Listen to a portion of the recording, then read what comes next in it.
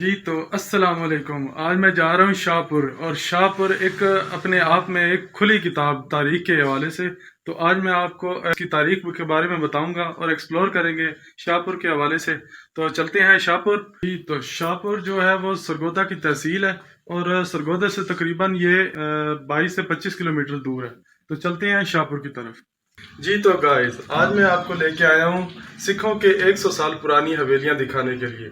अच्छा, ये शाहपुर के एक छोटे से गांव कोट बाई खान या कोट पहलवान में ये वाक़या है। तो चलते हैं, आपको दिखाते हैं हवेलियाँ। मेरे साथ जुड़े रहिए।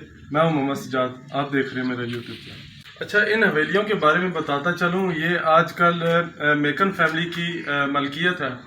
तो ये आपको दरवाजे भी दिखाते हैं, बहुत ही पुराने।